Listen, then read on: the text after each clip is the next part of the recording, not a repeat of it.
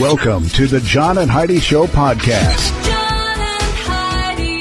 Here's John and Heidi. Thank you for listening to the John and Heidi Show on a Wednesday. Hey, baby, how are you? I'm good. How are you? Good. You know, I'm still kind of a little bit off because today seems like it should be Tuesday. You know, having that 4th of July on Monday and all. Yeah. But I'm sure we'll get all back. It was a great 4th of July. It was wonderful. I'm sure we'll get back to normal. We'll get back to normal right about the time, you know, Labor Day gets here, and then we'll be like off again or something. So, scientists in Japan developed an umbrella that has internet access, so you can go online while you're walking. Is this necessary? I don't think you should be walking and using the internet, especially if you need an umbrella. That means conditions aren't nice. You're outside with your umbrella in the rain on the internet. Might want to be focusing. Yeah, maybe you need to change your priorities. Hey, while you're baking in the sun this weekend, cool off by thinking about coldest places in the world. In 1960, Russian scientists working at Antarctica at Vostok, they were 750 miles from the South Pole, recorded a temperature of about 127 degrees below zero. Oh my gosh, that doesn't even sound like fun. No, that sounds kind of chilly. Probably have to scrape your windows on a morning like that. Thanks for listening on this Wednesday in nice, warm, sunny July. We'll tell you more about what's happening today in just a bit. John and Heidi. Today is a special day, Heidi. Do you know what today is? What is today, John? I thought you'd never ask. It's Wednesday, July the 6th. My older brother has a birthday today. Happy birthday, Jason. Aww. It is also Fried Chicken Day today. It is International Kissing Day, also World Kiss Day. So it's a good day to smooch is what they're saying. It is Take Your Webmaster to Lunch Day, and it is Beer Pong Day. I just got to say, I'm the webmaster here, so I get lunch today, and you're going to kiss me. This is going to be great. And then we're going to play beer pong? I think so. Good. While we have love fried chicken for lunch. I love beer pong. That we got is it all so covered. much fun. Every one of them covered. We need to make a beer pong table. We don't have one. I don't think we need one. I think we should. No. Thanks for listening on a Wednesday to the John and Heidi Show. Whether you're an experienced shooter or someone new to self-defense, Front Sight Firearms Training Institute has a course for you. You may recognize Front Sight from their reality TV show filmed at this private range 45 minutes west of Las Vegas. A Diamond lifetime membership is $15,000, but we have a special price of just $3,000 available now only at radiosavings.com. This lifetime membership allows you to take over 50 courses as often as you'd like at Front Sight Firearms Training Institute. Get this deal right now at radiosavings.com. You know it's true because you heard it on the radio. What's worse than being hit by a bus? How about being hit by a bus and then being charged for the damage to the bus? Talk about a bad day. A British man was run over by a bus, and then a second shock came when he got a bill for repairing the bus. Norman Green is the man's name. He suffered 4 broken ribs in an accident. This happened in Leicester, something like that. He was unable to work for 14 weeks. Oh, my gosh. The 51-year-old pub landlord wrote to the bus company, first Leicester, outlining his claim for damages. Then he received a bill for $845 for a broken light and a windshield on the vehicle. Insurance manager Tony Lammel said, "This accident happened because Mr. Green was not looking where he was going," end quote. I wonder if he had one of those umbrellas with Wi-Fi in it. You think? So, can you imagine getting hit There's by no way I would pay that. No, There's me neither. no way I would pay that. No. So, don't they have insurance? Isn't that kind of an insurance thing? I have no idea what the insurance situation is like in England. Yeah. Well, they should. Here, that would be covered by insurance. Yeah, you'd think so. I don't know. Again, I'm not exactly sure how all this stuff works there, but... And here, the pedestrian always has the right-of-way, Yeah. so you would be bracing yourselves But over for a there, lawsuit, they drive not on the suing wrong them. side of the road, so they might have the left-of-way. Oh, my gosh. That was so lame. And with that, you know it's true because you heard it, sorry, on the radio. John and Heidi. The John and Heidi Show is brought to you in part by the Keystone Treatment Center. This is your brain, and this is your brain on drugs. We share silly stories here on the program, but addiction is no joke. If you or someone you know suffers with an addiction to drugs or alcohol, make today the day you seek help. Call toll-free 844-204-1055. That's a toll-free number. Again, 844-204-1055. And this is your brain on drugs. Ever heard of surfboard indigestion? No? Nor have I. Like from eating a surfboard? What is this? Surfboard. Oh, I see. a surfboard ingesting a foreign substance. I have no clue. I still don't know what me you're neither. talking about. I think these are some of the dumbest headlines. When I read the headline, it usually messes me up. I'm going to just pretend like we didn't read that. Hey, this is your brain on drugs, Heidi. The Border Patrol said a man has been arrested for allegedly trying to smuggle 24 pounds of marijuana ashore on his surfboard. This happened off the San Diego coast. The man was spotted Sunday about 200 yards off Imperial Beach near the Mexican border. Border Patrol said the man threw a blue duffel bag into the water when agents ordered him to come ashore. The man was arrested in the water. The duffel bag washed ashore with 5 packages of marijuana, about $74,000 worth. The man's name was not released. So, yeah, that's a bad idea. Almost as bad of an idea as me reading headlines. Let's not do that. That's what happens when your brain is on drugs. John and Heidi. Now we have your moment of duh. A father gives his son some money to start a new life. Littleton, Colorado, a 19-year-old man was given $50,000 cash by his dad to help him start a new life.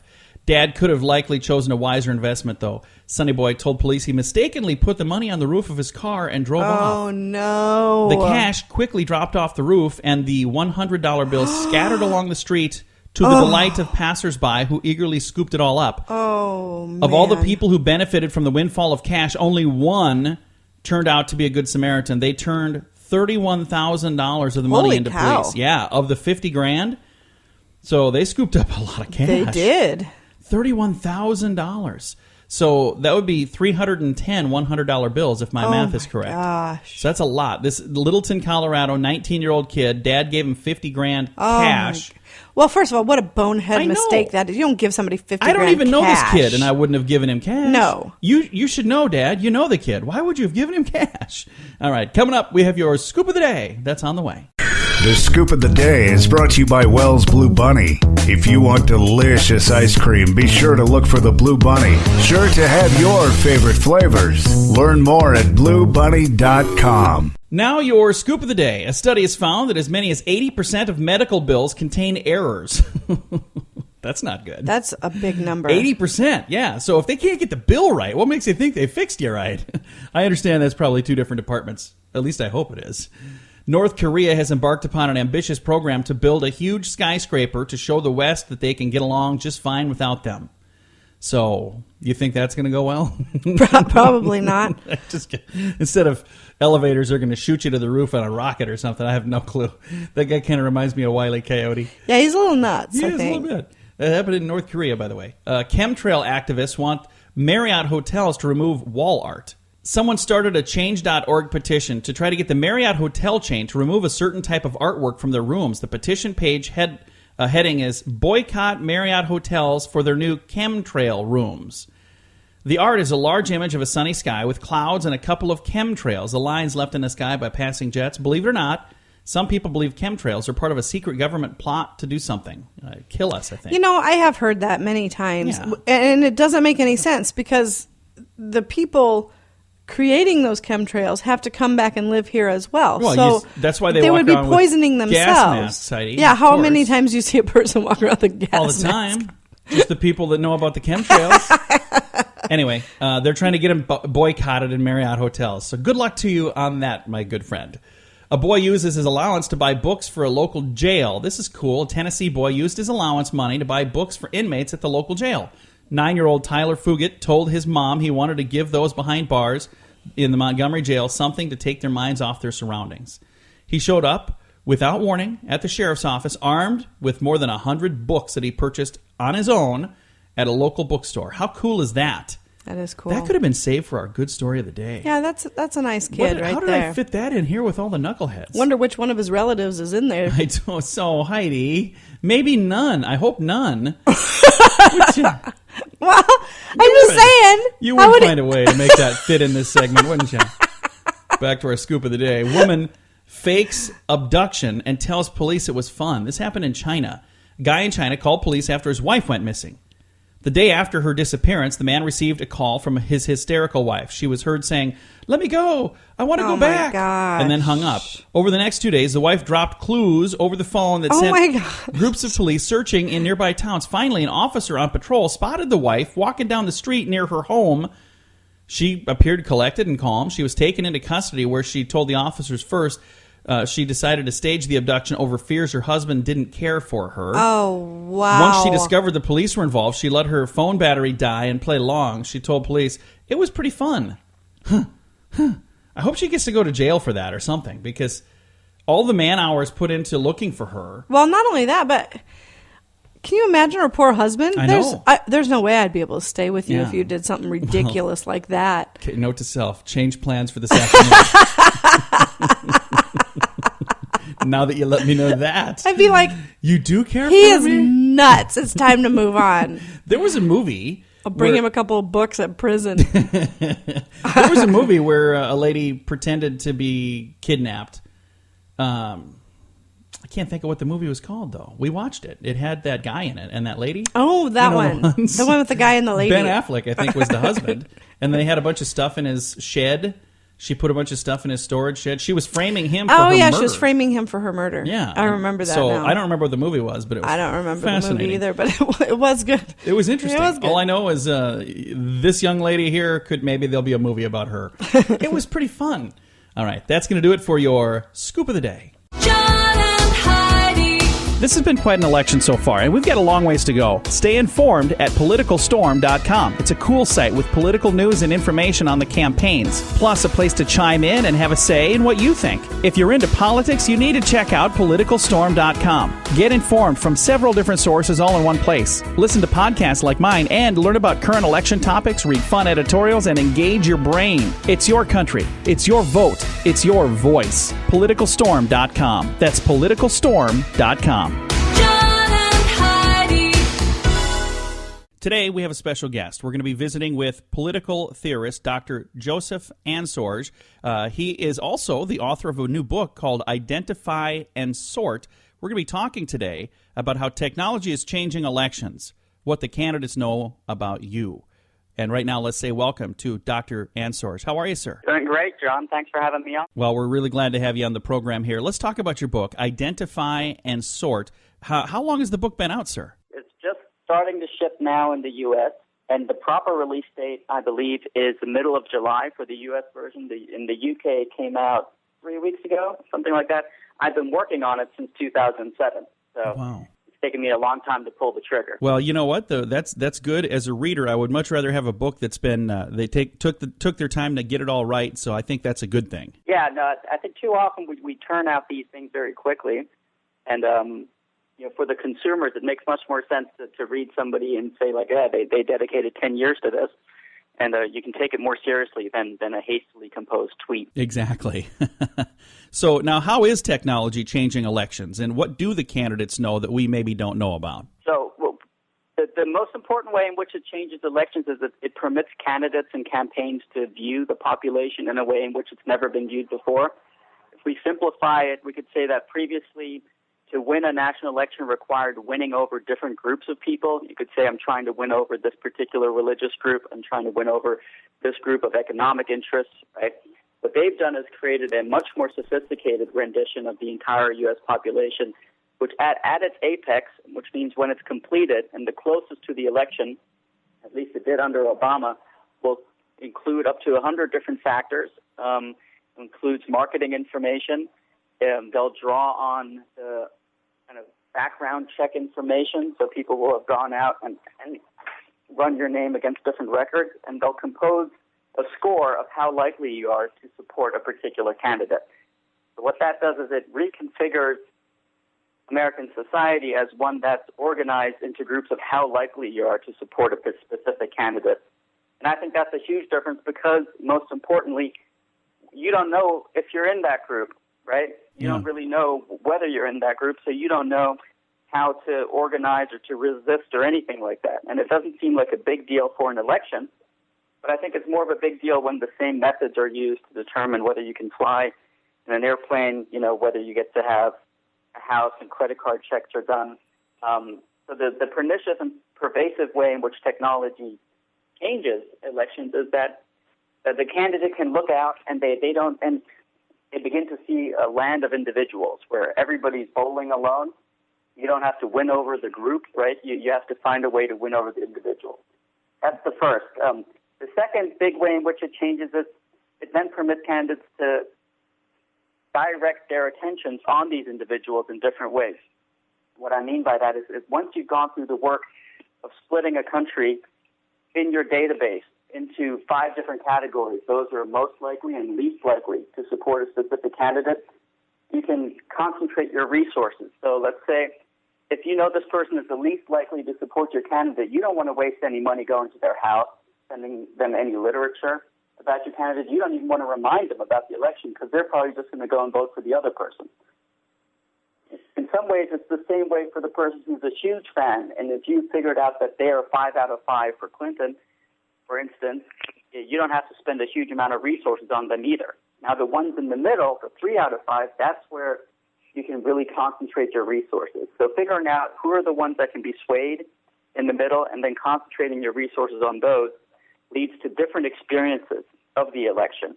So I could be sitting here and I could get a lot of attention from the Clinton campaign, no attention from anybody else, and it could be quite different from the attention my father is getting just based on this data representation that the campaign has generated of it. Again, visiting right now with political theorist Dr. Josef Ansorge, and he's also the author of the book Identify and Sort. We're talking about what the candidates know about you. How do they know this stuff about us? Where are they getting the information? From our emails? Getting it from our social media? Where's this coming from? So this information is for sale.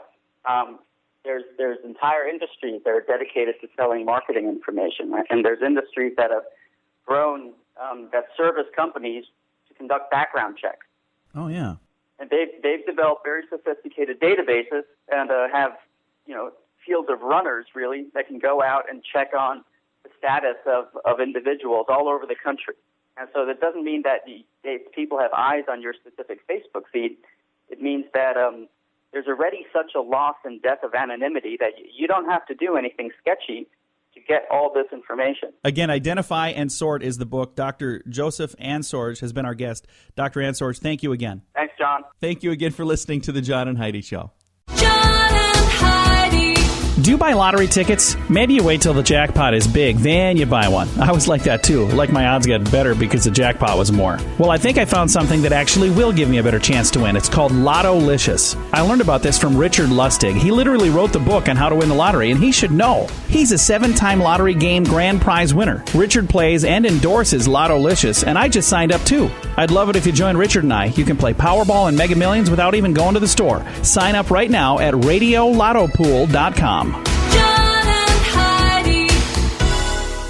Fun fact for you, Heidi. What's that, John? Bulletproof vests, fire escapes, windshield wipers, and laser printers were all invented by women. Did you know that?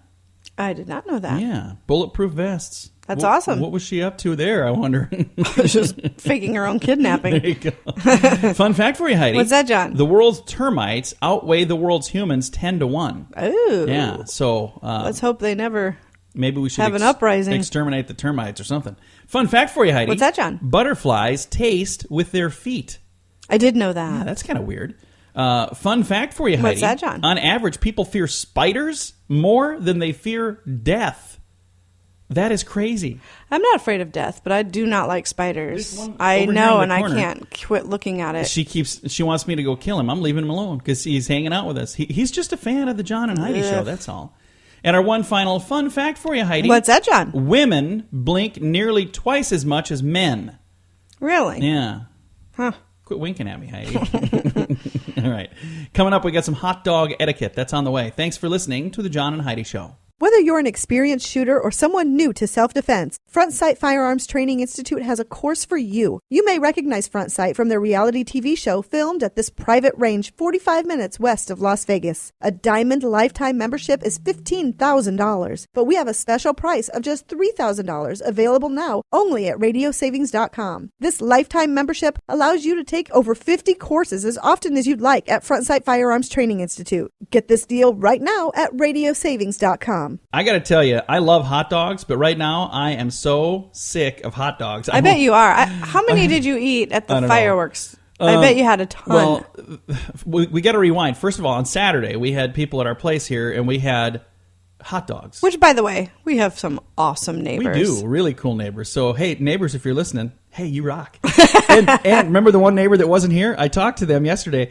They were out of town. and they seem like nice people. Nobody else knew that neighbor. And I said, so you guys knew here too? She goes, we lived here 14 years.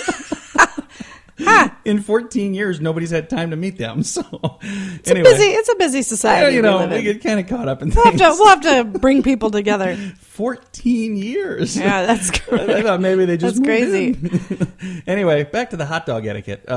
Saturday, we had, I was expecting way more people, apparently, because I made 80 hot dogs. Yeah, you slightly overestimated the Which was about the number. 45 hot dogs. I don't more know than why needed. you were expecting 80 people I when we don't know. invited like 3 I houses. thought they all of looked really hungry. So. Anyway, so then Sunday, we had leftover hot dogs. And then Monday, 4th of July, I went to an event and the ones that I brought to the event were not the ones that I cooked on Saturday. I had another whole package of them just in case. So I brought those. It was 40 hot dogs. And I bet over the course of the last week, I've probably eaten 20 hot dogs. I bet I had 3. I had to be close. I bet I had 20. I didn't eat many. And here's one of the things that I implore you to do. I double dog dare you to double up on the hot dogs. 1 bun, 2 dogs. I call it a double dog. Nobody does that. I do that. It's because It's awesome. it's disgusting. It's awesome. I mean, that's going to catch on. Somebody's going to do it somewhere. I double dog dare you. I started with Dairy Queen. I wanted them to put it on the menu because they were the only place that served hot dogs. Now Burger King does too. I'm like, Burger King, hey, I double dog dare you. You got hot dogs now? Double dogs. Why not? It's going to catch on. Okay. They have double hamburgers. Why not double hot dogs? Okay. You know, if we hadn't talked so much about this, we could have gotten to some hot dog etiquette. So we're going to have to wait. We're completely out of time. We do have some hot dog etiquette coming your way.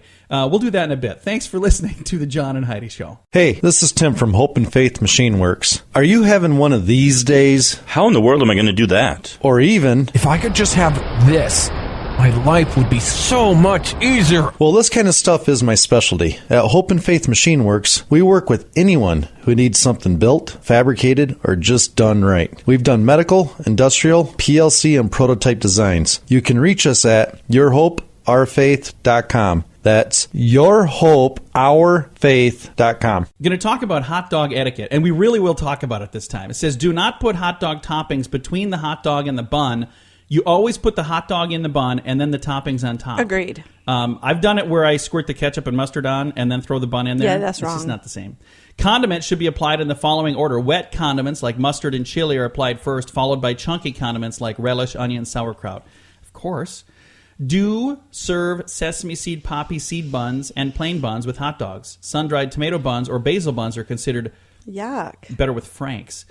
Don't use cloth napkins to wipe your mouth when eating a hot dog. Paper is always preferable. Okay. Nobody is going to serve hot dogs with cloth napkins. That is And ridiculous. Hot dogs should always be eaten with your hands, never being eaten with utensils. You do not use a that's fork ridiculous. and spoon. It says use paper plates to serve hot dogs. Everyday dishes are acceptable. China is a no-no. Who serves hot dogs on China? China and linen We'd like to have napkins. you- maybe we can invite the new neighbors that we just kind of... Since you didn't have any with of a the hot knife dogs. and a fork. Knife and we Please can serve it. join us. That one over there is your salad fork. You know, for your potato salad. Don't use ketchup on your hot dog after you're age 18. I disagree. Too bad. I think we read a rule like that one I think other we've time. read this whole list Oh, before. well. But I do, though, now that I'm older, I will eat a hot dog with just mustard on it. I do do that enjoy once in a that. while. But I still use ketchup. The final one on the list here is don't ever think there's a wrong time to serve hot dogs. Hot dogs are always welcome. Breakfast. Anytime, ever. I've had hot dogs for breakfast. I'm sure you have, especially It was this last it was weekend. on Sunday, actually. So, had a lot of leftover hot dogs. Gross. All right. Thanks for listening to the John and Heidi Show on a Wednesday. John and Heidi. People in Britain are being encouraged to wink at each other. People walking along the streets in Britain are, for whatever reason, I guess they ignore each other. You know, here we'll say, "Hey, how you doing? What's up?" You know, we'll wave at each other, we'll smile, whatever. They're trying to put smiles back on the faces of people. Organizers of Bring Back Winking campaigns say Britons are too miserable to indulge in a friendly wink. Psychologist Jill Collette says winking is guaranteed to put a smile on faces. You can do it whenever you're a grandma or a businessman, whether you're a grandma or a businessman. So they're saying no matter who you are, you can always share a little wink. What do you think, Heidi? I don't know why they're so miserable. They get so much vacation time. Yeah, they have to get away from all that rain. So it's every time. I suppose it is rainy. It's kind of gloomy there, Yeah. And that's not terrible, It's at least it's not snowing. You don't have to shovel rain. That's nice. Right. I wonder where they mow their lawns. Because if it's always rainy, you'd think that grass would be growing like crazy and it'd be too wet to mow. I don't know. We'll have to ask. You got friends in England. I have a lot of friends I guess in I have England. a sister that lives in England too, so I could ask her. Keep forgetting about that. All right, coming up, we're going to talk about a bobcat at your picnic. That's on the way. John and Heidi. This has been quite an election so far, and we've got a long ways to go. Stay informed at PoliticalStorm.com. It's a cool site with political news and information on the campaigns, plus a place to chime in and have a say in what you think. If you're into politics, you need to check out PoliticalStorm.com. Get informed from several different sources all in one place. Listen to podcasts like mine and learn about current election topics, read fun editorials, and engage your brain. It's your country. It's your vote. It's your voice. PoliticalStorm.com. That's PoliticalStorm.com. John and Heidi. All right, I got an interesting story here, and it's funny because it's following a story where we just talked about in Britain, they're encouraging people to wink at each other. Right. Because if you're not winking at each other, apparently you're too grumpy. I don't know. We don't really wink I've at each never other around really here. winked at anybody. I've winked at people before. Then I feel weird about it because I'm like, that was kind of weird. Why didn't I just say, hey, what's up? What's up? Hey, how you doing? But it says, if the mall worker or waiter fails to smile at you, don't take it personally. They could be concerned about their health. What? Alicia Grandy, assistant professor of industrial and organizational psychology at Penn State University. Let's just stop for a second. Wow, just the title gave me a headache. She reported in the Journal of Occupational Health and Psychology that retail and service industry workers who smile at customers when they don't really mean it might be gathering too much stress. So, when you're faking it. Come on. I got to smile Whatever. because I'm being paid to smile, and I have to be polite to you, but I don't want to be polite to you. They're getting too much stress. Maybe they should just get a job gosh, really? somewhere else. Because, if you're grumpy and you don't want to be around people, then you shouldn't be around people. That's insane. Sometimes Yeah. you just have to fake it to make the other person feel better. Wait, what are you doing over there? What are you trying to say over there, Heidi? It's my wife over here. It's just the way you said that made me concerned. If stress builds up over time, it could lead to negative physical consequences, such as an overworked cardiovascular nervous system and weakened immune system. So there you go. Be careful out there, folks. Don't smile if you don't want to. That's what they're trying to say. Guess what? We got some good news, and that is on the way. John and Heidi. This portion of the John and Heidi Show is brought to you by the John and Heidi Show. That sounds kind of funny, but it's true. Go to your local radio station and ask them to start carrying the John and Heidi Show. Here's the best part. They can carry the show for free. They play a couple commercials, but it doesn't cost them anything every month. So if you know a radio station that could use a little bit of help, send them our way. Send them to johnandheidishow.com. Again, johnandheidishow.com. We would love to do a radio program in your community. Then you could listen to the podcast and listen to us on the radio. John and Heidi. We always try to wrap things up around here with some good news, don't we? Yes, we do. And we had a perfectly good story earlier that would have been perfect for this. Yes. Young man that's collecting books in Tennessee to take to inmates, and he paid for them himself. Yes. That was a good story. It was a very nice story. I wish I would have saved that for now. Oh, why? What have we got now? Well, it's not bad, but this is the best I could find. So, if you're feeling called to be a pastor and you're having a difficult time finding a church, you might want to head to England. Church of England is facing an aging clergy crisis. The retirement exceeds their ordinations. They have more people retiring every year than they have, taking the job. Right. 1 in 4 clergy in the Church of England is over the age of 60. Wow. Just 13% are under the age of 40. It says the statistics show a potential future crisis for the Church of England. Although numbers are being ordained have increased the last 4 years, they're still too low to replace a large number of retiring baby boomer clergy. So if you're saying, I've always wanted to be a pastor in the Church of England, well, I've always wanted to be a pastor in the Church of England. this is a good news break for you. See, you're the one. See, like I said, that was kind of all I had. So I really should have saved that other break. Good news. I've got some good news tomorrow that I'm sure I'll find somewhere. There you I'll go. search a little harder. I'm sure there's lots of good news. We just There need to is. look for it. Yeah. Well, I even found it this time. I just, shared it in the wrong break. That's all. Hey, if you want to divorce-proof your marriage, how do you do it? Charisma News has some suggestions. It says make God the center of your marriage, die to self, communicate in love with truth and grace, connect with community, be open about your sin. I've got a link to all of that on our Facebook page as well. See, I didn't have anything for the good news break, did I? No, not at all. I tried. Thanks for listening. Time to say goodbye, Heidi. Goodbye, Heidi. Goodbye, everybody. Have a great day. We appreciate you joining us right here on the John and Heidi Show on a Wednesday.